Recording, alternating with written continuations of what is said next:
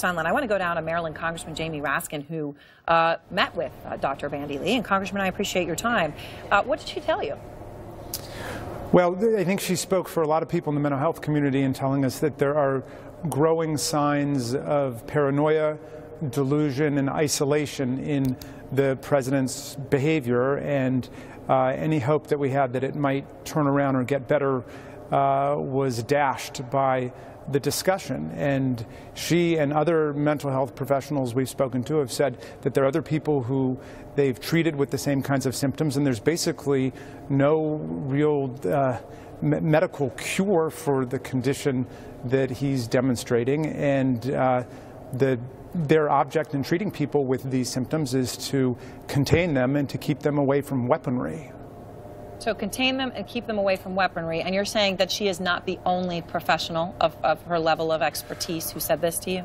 Well, Dr. Lee, of course, edited a book, which is a bestseller now, called The Dangerous Case of Donald Trump. And there are dozens of essays and articles in there. And I read the book before she came down. And, you know, there's this group called Duty to Warn with thousands of mental health professionals. Now, from our perspective, we're not psychiatrists, we're not mental health professionals, that's not our job, but it is our job to enforce the Constitution, and the 25th Amendment has a way of dealing with this potential crisis. And I want to ask you about that. It's about fitness to serve. But first, Sarah Sanders. She says it's disgraceful and laughable to question the president's mental fitness. He defeated the strongest pool of rivals out there. He wouldn't be in the Oval Office if he was unfit.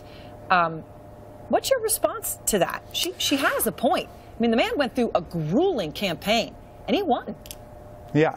Well, to begin with, the president himself has called people a nut job, a basket case, accused other people of going insane as recently as yesterday, when I think he said that Steve Bannon was losing his mind. And of course, to the psychiatrist, that looks like a massive projection on the part of the president. But look, this is America. We got the First Amendment, and everybody's got a right to speak, whether it's in a book or from the Oval Office or in an article, and people can talk. But my interest is in doing our institutional duty under the 25th Amendment. And 50 years ago, both houses of Congress, overwhelming majorities of Democrats and Republicans alike, said that we've got to prepare for the possibility of a president who becomes physically or mentally impaired and unable to execute the powers and duties of office. And there are two ways that the provisions are activated under the fourth provision of the 25th Amendment. One is the vice president and the cabinet can act, but the framers of the 25th Amendment knew that the cabinet reports to the president. So the other is the vice president and a body to be set up by Congress. That body, unfortunately, was never set up. In 50 years, that body's not been set up, but we've got legislation to do it.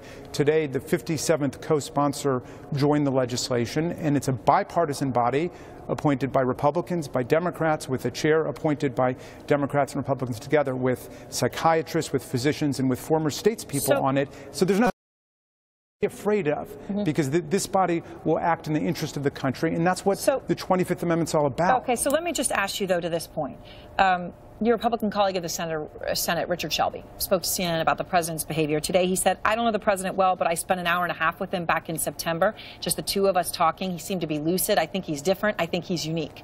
We're all unique individuals. That's his description of it. This president is just, look, we all know it. The guy isn't like pretty much anybody else. Okay, that's unique. That doesn't mean that he's unstable.